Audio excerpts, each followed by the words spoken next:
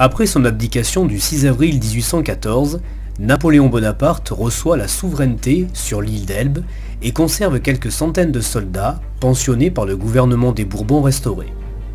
Pendant ce temps, en France, le régime de la Restauration dirigé par Louis XVIII est fragilisé malgré ses efforts pour apaiser les tensions. Napoléon, profitant de cette instabilité, prépare secrètement son retour, planifiant minutieusement son évasion de l'île d'Elbe pour rétablir son pouvoir en France. Le 26 février 1815, après avoir minutieusement préparé son évasion pendant plusieurs jours, Napoléon quitte l'île d'Elbe à bord de l'Inconstant, un navire préparé en secret pour ce voyage.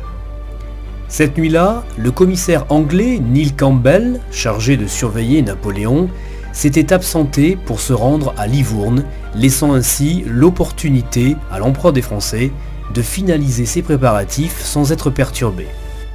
Napoléon termine les derniers préparatifs avec ses généraux et officiers. Le matin du départ, Napoléon assiste à la messe, passe en revue ses troupes et embrasse sa mère, avant de rejoindre le port.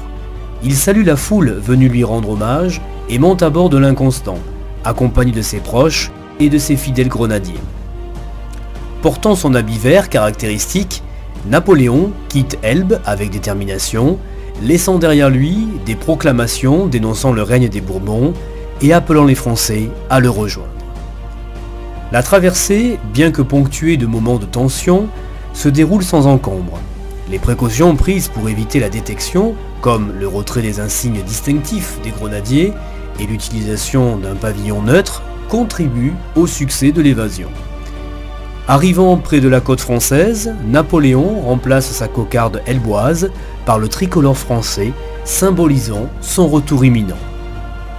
Le 1er mars, la flottille atteint le golfe Juan, où Napoléon débarque avec environ 1200 hommes. Malgré les effectifs limités, sa confiance en son charisme et son autorité reste inébranlable. Ainsi débute un événement unique dans l'histoire, le ralliement d'un pays par un seul homme, marquant le début des 100 jours et le retour de Napoléon au pouvoir en France.